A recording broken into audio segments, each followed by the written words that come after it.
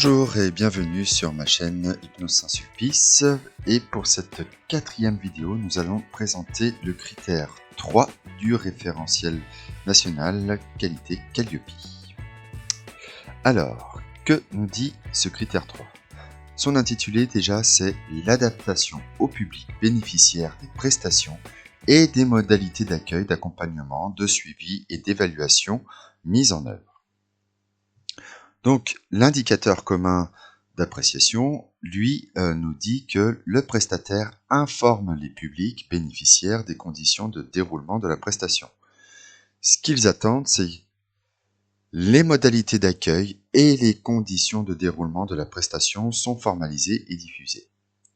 C'est-à-dire que, en élément de preuve, ils vont vous demander un règlement intérieur, un livret d'accueil si vous en avez un, convocation, les conditions générales d'utilisation, les noms des référents pédagogiques et administratifs, l'organigramme, l'aspect périphérique à la formation, donc tout ce qui concerne l'hébergement, la restauration, les transports, la rémunération s'il y en a, et les modalités d'accès des personnes en situation de handicap. Alors, la non-conformité pour ce critère est une non-conformité mineure. Donc le nota bene, c'est les documents peuvent être adressés aux bénéficiaires par mail ou par courrier. Ils peuvent aussi être disponibles sur le site internet ou affichés dans les locaux, et les bénéficiaires doivent en être informés. Pour le public mineur, l'information doit être transmise également aux responsables légaux. Si les prestations se déroulent en entreprise, le règlement intérieur de l'entreprise est applicable concernant les mesures de santé et de sécurité. Donc en gros, en fait, le règlement intérieur, lui, correspond à l'entreprise pour tout ce qui est l'aspect logistique, sécurité, procédure de santé. Mais vous pouvez faire un règlement intérieur de la formation, si vous faites les formations en entreprise ou dans les locaux privés, et un règlement intérieur si vous faites la formation dans vos locaux.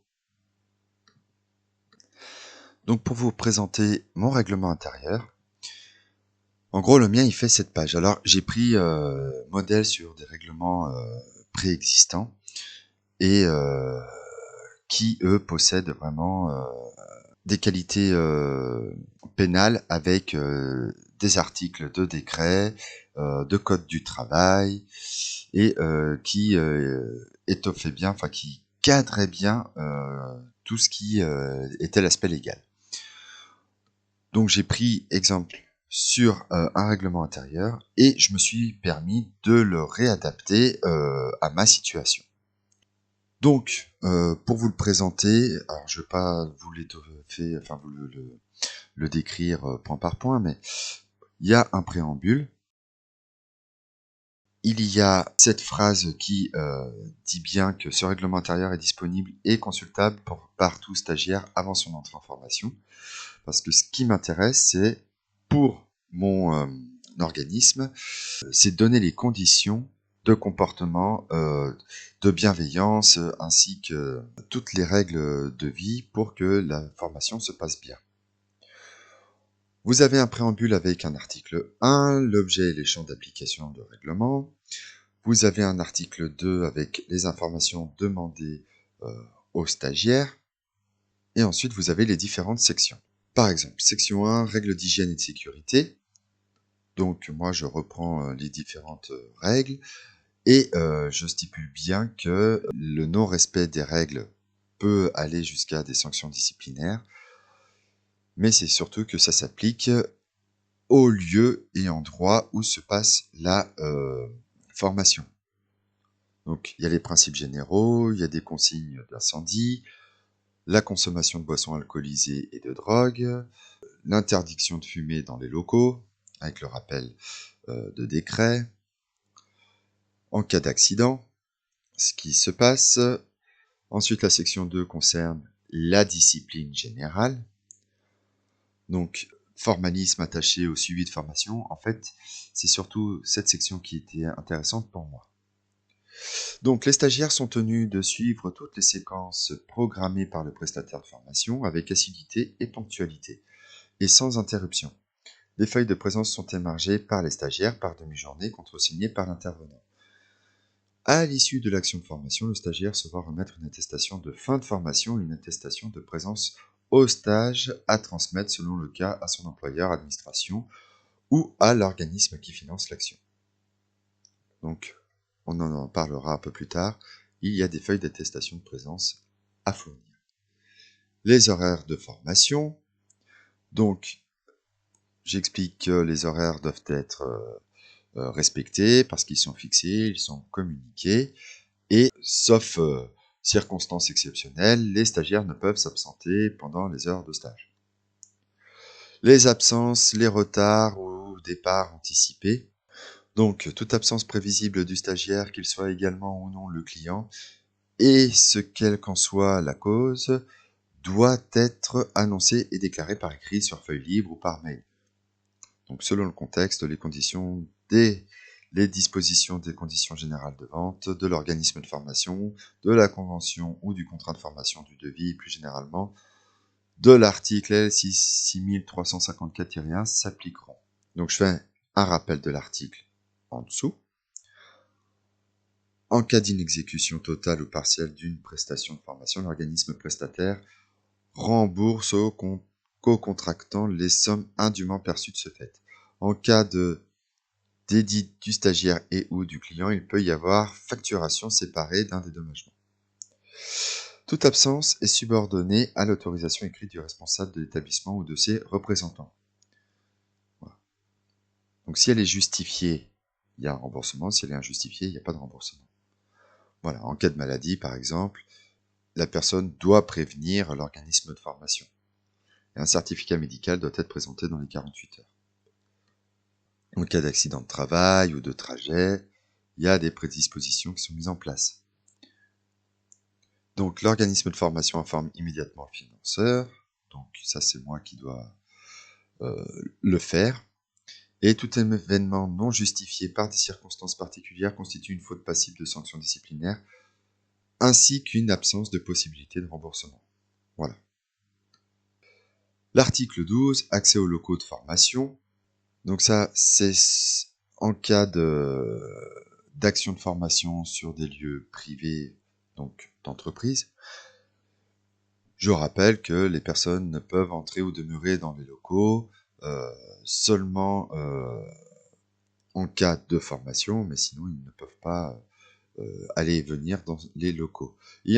Faire introduire ou faciliter l'introduction de personnes étrangères à l'organisme et procéder dans ces derniers à la vente de biens ou de services. Voilà. Le comportement. Les stagiaires s'engagent à observer le comportement en usage dans toute collectivité, ainsi que les règles fixées par le formateur.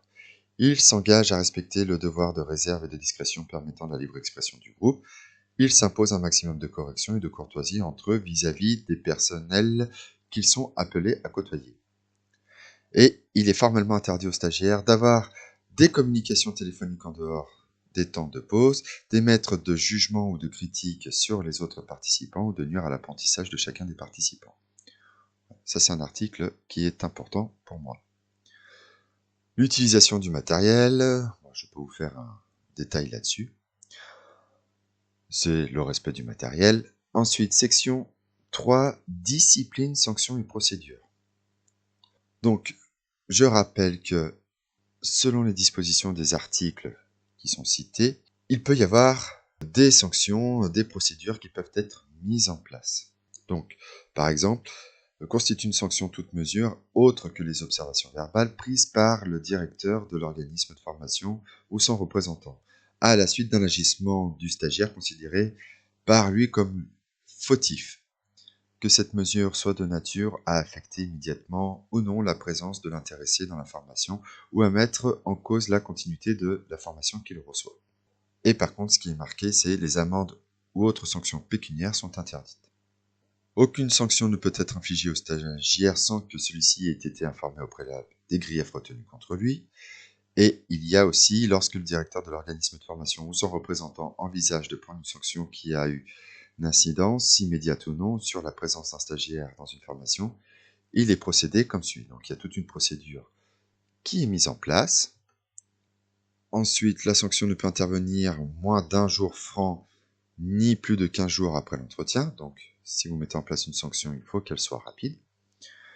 Et lorsque l'agissement a rendu indispensable une mesure conservatoire d'exclusion temporaire à effet immédiat, aucune sanction définitive relative à cet agissement ne peut être prise sans que la procédure prévue dans les différents articles ait été observée. Et le directeur de l'organisme de formation informe l'employeur et l'organisme financeur de la sanction prise. Rappel à l'ordre, avertissement, blâme, exclusion temporaire, exclusion définitive. La section 4. Représentation des stagiaires. Moi, personnellement, cette section, elle ne m'intéresse pas forcément, puisque elle concerne, par exemple, les actions de formation d'une durée totale supérieure à 500 heures, ce qui n'est pas mon cas.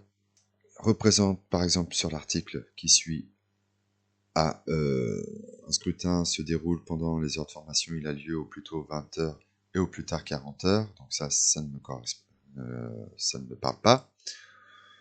Le directeur de l'organisme de formation est responsable de l'organisation du scrutin.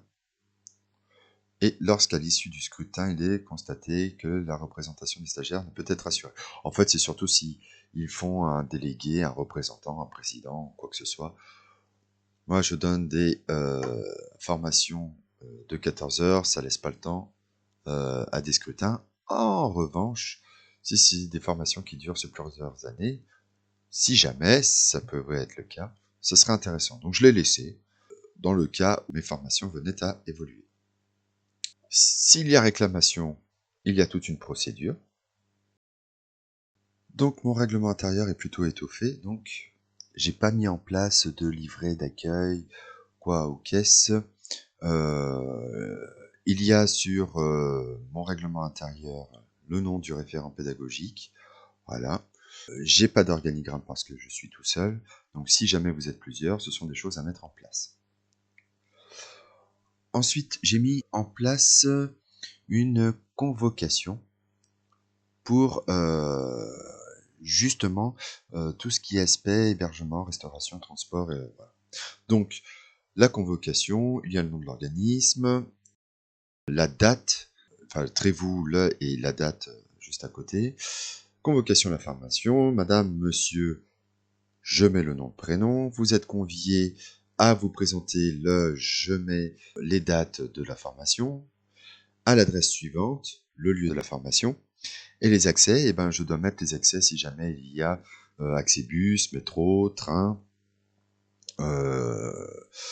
Qu'est-ce que je dois mettre s'il y a un lieu d'hébergement, hôtel, pas bien loin, lieu de restauration, accès aux personnes en situation de handicap si jamais vous accueillez des personnes en situation de handicap. Et je stipule, veuillez vous munir de la présente convocation. Voilà. Donc cette convocation, ils la reçoivent que si ils ont accepté le règlement intérieur et s'ils ont payé la formation. Pour toute information complémentaire, vous pouvez me joindre, je laisse mes coordonnées et mon nom est signé.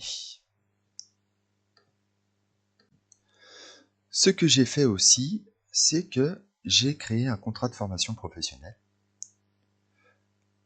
pour justement respécifier différentes informations. Donc, dans ce contrat, vous avez les parties, donc ma part plus la partie destinataire ou stagiaire, l'objet, avec le rappel de la formation.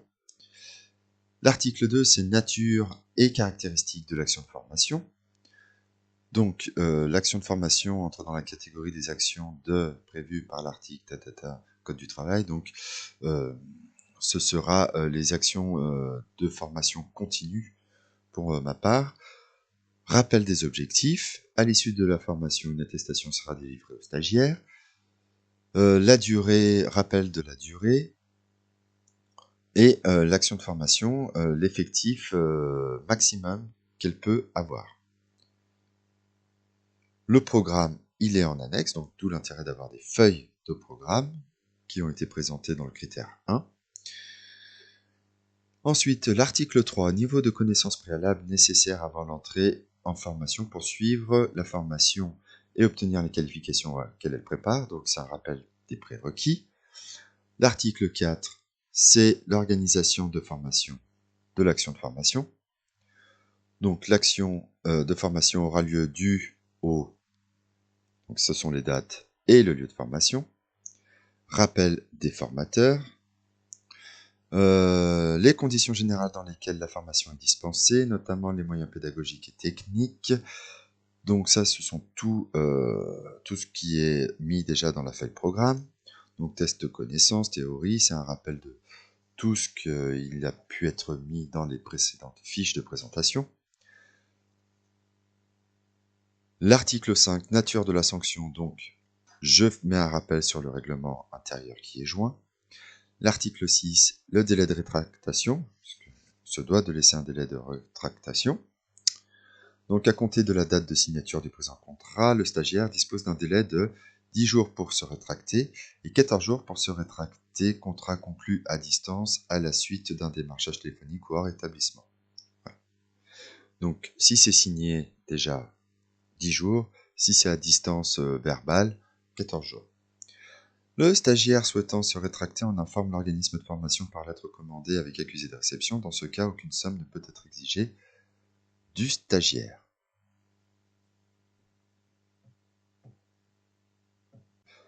Ça veut dire que si le stagiaire met en place toutes les procédures qui sont décrites, l'organisme de formation ne peut demander un paiement, ce qui paraît logique.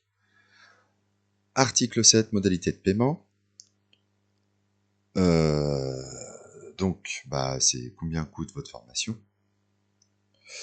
Le stagiaire s'engage à verser la totalité du prix suspensionné selon les modalités de paiement suivantes. Chèque et virement bancaire, ça ce sont mes modalités personnelles. Article 8, les conditions financières prévues en cas de cessation anticipée. Donc ça, si jamais la personne anticipe l'arrêt de la formation. Donc en cas de cessation anticipée de la formation du fait de l'organisme de formation ou l'abandon du stage par le stagiaire pour un autre motif que la force majeure dûment reconnue, le présent contrat est résilié selon les modalités financières suivantes. Le stagiaire est empêché de suivre la formation par suite de force majeure dûment reconnue, le contrat de formation professionnelle est résilié. Dans ce cas, seules les prestations effectivement dispensées sont dues au prorata temporis de leur valeur prévue au présent contrat. La possibilité d'un cas de différent, et voilà. Donc vous voyez, j'ai mis en place les contrats, le règlement intérieur, pour vraiment cadrer tout l'aspect légal de la formation. Ensuite, pour l'indicateur 11, le prestataire évalue l'atteinte par les publics bénéficiaires des objectifs de la prestation. Donc le niveau attendu, c'est démontrer qu'un processus d'évaluation existe, est formalisé et mis en œuvre. Il permet d'apprécier l'atteinte des objectifs. L'élément de preuve, c'est l'outil d'évaluation des acquis en cours et en fin de prestation, à chaud et à froid, outil d'auto-évaluation mis à disposition des bénéficiaires, des bilans intermédiaires, des comptes rendus, taux de réussite aux certifications professionnelles et concours, livret de compétences, preuve de délivrance de la certification. Donc la non-conformité de cet indicateur entraîne une non-conformité majeure. Il y a des obligations spécifiques pour les VAE ou pour des... je vous en parlerai pas parce que je n'en fais pas. Et pour les nouveaux entrants, donc pour les organismes de formation qui viennent d'entrer dans Calliope, un processus d'évaluation existe et est formalisé. C'est-à-dire que, en fait, ils veulent que vous leur démontriez que vous avez mis quelque chose en place. Et par contre, à distance, donc à la visite de contrôle des 18 mois, ils vont voir si vous en êtes servi. Et sa mise en œuvre sera auditée lors de l'audit de surveillance, donc 18 mois après.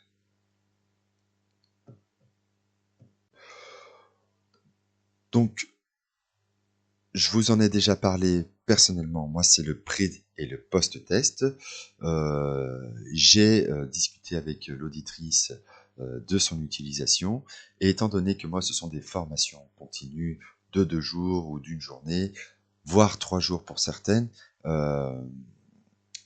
j'ai expliqué que je ne faisais pas de test à distance, et surtout ce qui m'intéressait c'était de voir l'évolution au niveau des 2 jours, et qu'il y avait aussi une surveillance de cette audition euh, lorsque les apprenants font de la pratique, puisque mes formations sont dotées de énormément de pratiques.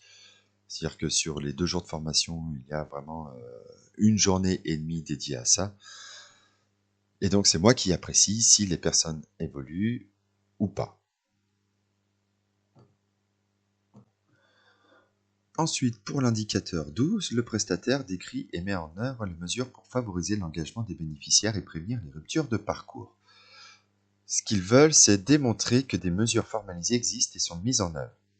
En élément de preuve, ils veulent une procédure de gestion des abandons et de relance systématique, un listing de relance téléphonique, un carnet de rendez-vous, des outils et méthodes favorisant l'implication du bénéficiaire. Donc, des documents co-construits, des espaces partagés, des enquêtes de terrain, plateformes pédagogiques, variété des modalités pédagogiques.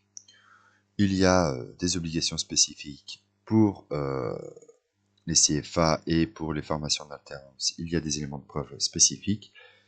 Et donc la non-conformité entraîne une non-conformité mineure. Donc, pour ma part, moi j'ai mis en place une procédure en cas d'abandon de formation, avec un rappel du public concerné, les participants, et donc ma procédure, je l'ai décrite en 8 points.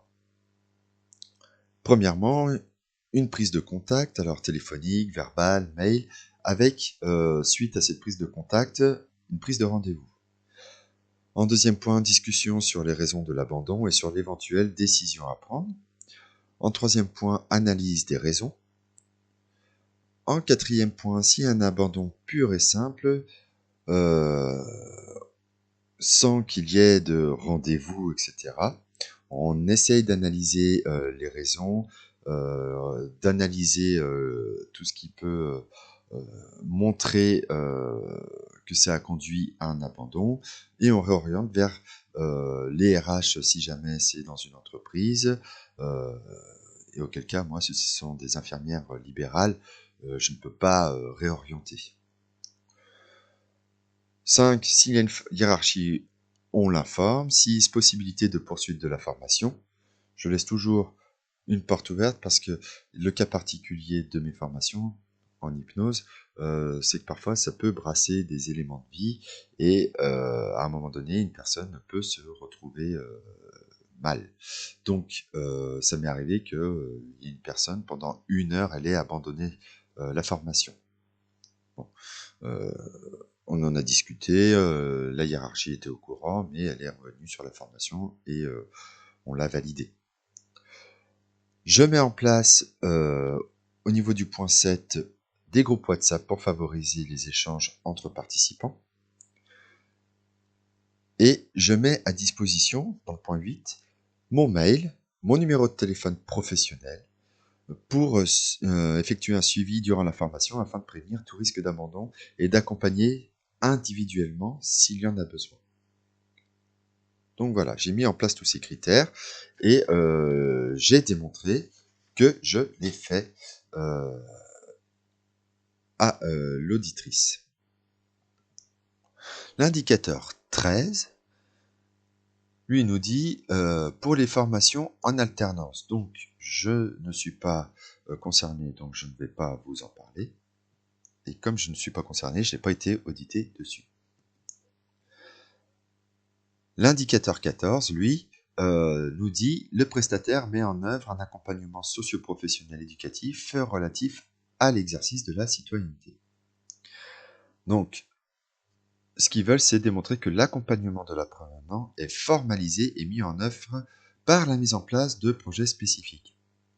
Les éléments de preuve seront la mise en place de projets spécifiques d'activités sportives, d'ateliers culturels, éducation aux écrans, culture à l'exercice de la citoyenneté, dispositifs d'aide financière, liste des intervenants sociaux, dispositifs d'accompagnement des apprenants dans le centre.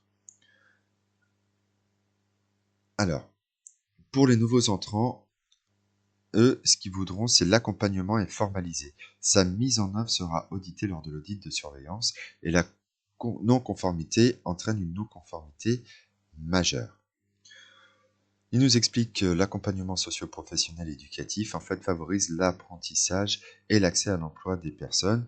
Il peut s'agir, par exemple, de la réalisation d'un bilan de formation, compétences, expérience professionnelle, de l'identification et du suivi des problématiques sociales individuelles, de l'orientation vers les organismes compétents, santé, logement, demande d'allocation, de l'aide aux démarches administratives, de l'élaboration d'un projet professionnel ou d'un parcours d'insertion professionnelle, d'actions de soutien psychologique et matériel en dehors du temps de travail, d'actions relatives à la mobilité professionnelle, d'interventions favorisant le développement personnel et l'apprentissage de la citoyenneté.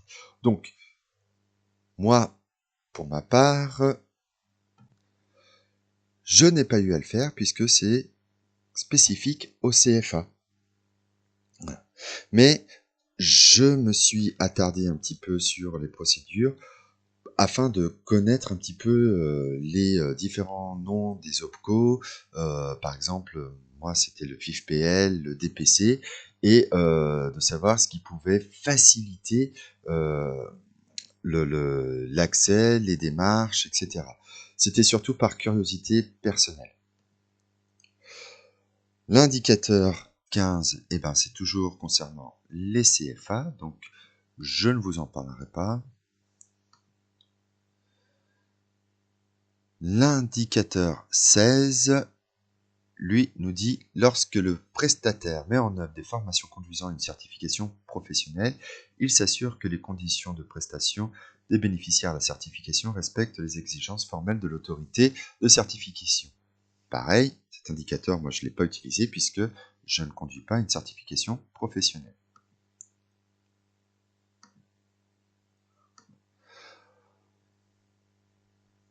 Ce que j'ai mis encore en place pour le critère 3 lors de l'audit, c'était le déroulé pédagogique dont on a longuement parlé, donc que je ne vais pas vous redécrire, mais qui participe en fait à l'information de ce qui se passe lors de la formation. Donc vous voyez, il y a des documents qui sont dans le critère 1 et 2 que l'on réutilise dans le critère 3.